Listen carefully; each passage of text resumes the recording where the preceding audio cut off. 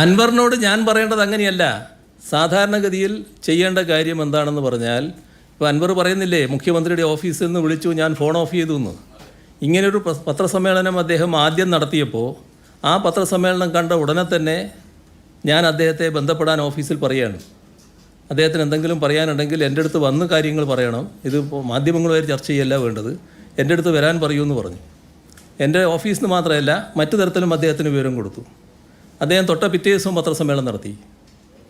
അന്നും അദ്ദേഹത്തെ കണ്ടു. ഇനി കൂടുതൽ പറയാതെ എൻ്റെ അടുത്ത് വരികയാണ് വേണ്ടത്, അതിൻ്റെ ശേഷം കാര്യങ്ങൾ നടത്തുകയാണ് വേണ്ടത് എന്ന് വീണ്ടും അദ്ദേഹത്തോട് നേരിട്ട് മറ്റൊരാൾ പറയുകയാണ്.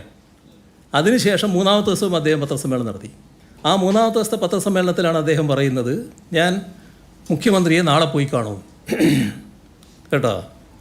അങ്ങനെയാണ് അദ്ദേഹം വരുന്നത്. അപ്പോഴേക്ക് അദ്ദേഹവുമായി സംസാരിച്ച കാര്യങ്ങൾ റെക്കോർഡ് ചെയ്തിട്ടുള്ള വിവരങ്ങളടക്കം പരസ്യമായിട്ട് വരുന്നു, ചാനലുകളിൽ വരുന്നു.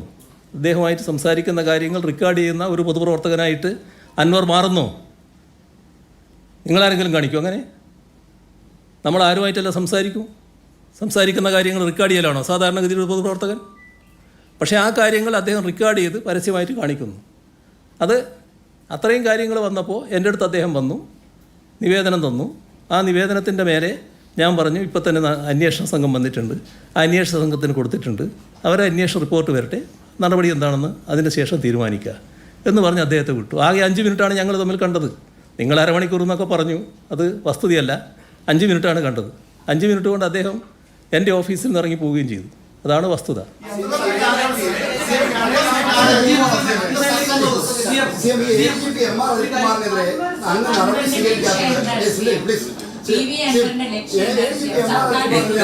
ചോദിക്കട്ടെ.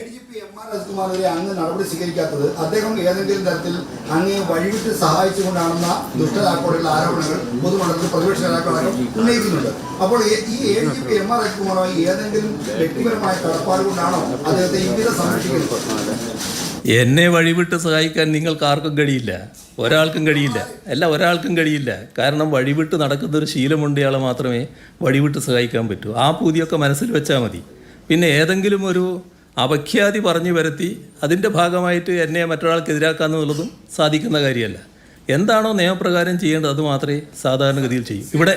ഇവിടെ കേൾക്കുന്നത് എന്തിന് നിങ്ങളതിന് ധൃതി കാണിക്കുന്നു? ഞാൻ എഴുന്നേറ്റ് പോകുന്നില്ലല്ലോ. ഇതിനകത്ത് ശ്രദ്ധിക്കേണ്ട ഒരു കാര്യം, അൻവർ തന്നെ നേരത്തെ വ്യക്തമാക്കിയിട്ടുണ്ട്. നേരത്തെ അദ്ദേഹത്തിന് ഈ മറുനാടൻ മലയാളിയുമായിട്ട് ബന്ധപ്പെട്ടുള്ള വിഷയത്തിൽ അദ്ദേഹത്തെ അറസ്റ്റ് ചെയ്യാത്തതിൽ ഈ അജിത് കുമാറാണ് അതിൻ്റെ ആൾ എന്ന് പറഞ്ഞുകൊണ്ടുള്ള പരാതി ഉണ്ടായിരുന്നു. ആ പരാതി ഒരു ഘട്ടത്തിൽ എന്നോടും പറഞ്ഞിരുന്നു അദ്ദേഹം, ഇത് ഇങ്ങനെയാണെന്നുള്ളത്. പക്ഷേ എൻ്റെ പരിശോധനയിൽ അത് അങ്ങനെ ഒരു വസ്തുത എൻ്റെ ബോധ്യത്തിലില്ല. അന്ന് പോലീസിലും അന്വേഷിച്ച് നോക്കുമ്പോൾ അതിൻ്റെതായ നടപടിക്രമങ്ങൾ അവർ പാലിച്ചിട്ടുണ്ട്. പക്ഷേ അവർക്ക് അറസ്റ്റ് ചെയ്യാൻ പറ്റിയില്ല എന്നുള്ളത് മാത്രമേ മനസ്സിലാക്കിയിട്ടുള്ളൂ. പിന്നെ മറുനാടൻ മലയാളിയുടെ ഏറ്റവും കടുത്ത വിമർശനത്തിന് വിധേയനാകുന്നയാൾ ആരാണെന്ന് നിങ്ങൾക്ക് എല്ലാവർക്കും അറിയാമല്ലോ. അപ്പോൾ ഇയാളെയൊക്കെ സഹായിക്കുന്നത് പറയാൻ പറ്റില്ലല്ലോ. അത് പറഞ്ഞിട്ടില്ല എന്ന് മാത്രം. പക്ഷേ ഓഫീസിലുള്ള മറ്റാളുകളെ അതുമായി ബന്ധപ്പെടുത്തി പറയുകയാണ്. അവരൊക്കെ CM ഓഫീസാണ്, CM ഓഫീസിൻ്റെ ഭാഗമായി നിൽക്കുന്നതാണ്, വിശ്വസ്തമായ രീതിയിൽ കാര്യങ്ങൾ നിർവഹിച്ചു പോവുകയാണ്. അതിലപ്പുറം വേറൊന്നും പറയാനില്ല.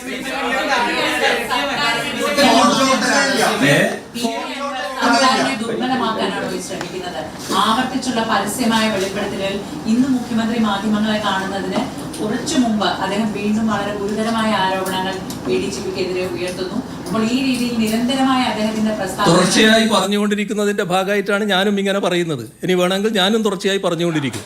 ഇവിടെ നിർത്താം.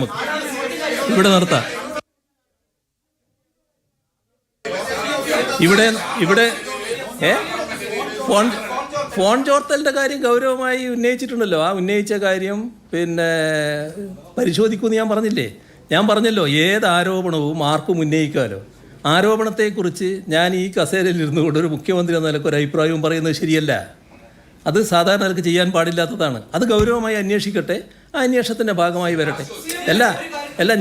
ഞാൻ പറഞ്ഞത് ആധികാരികമായ ഒരു റിപ്പോർട്ട് എൻ്റെ കയ്യിൽ കിട്ടിയത് കൊണ്ടാണ്. സ്വർണ്ണക്കടത്തുമായി ബന്ധപ്പെട്ട കാര്യം അത് പോലീസിനെ നിർവീര്യമാക്കാനാണ് എന്ന് പറയുന്ന ആ റിപ്പോർട്ട് ശരിയായതുകൊണ്ടാണ് നിങ്ങളിലൂടെ നാടിനോട് ഞാൻ പറഞ്ഞത്. അത് നാട് അറിയേണ്ടതായിട്ടുണ്ട് എന്നുള്ളത് കൊണ്ടാണ്.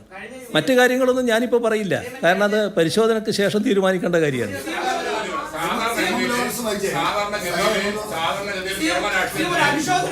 അല്ല ഞാൻ പറയൂ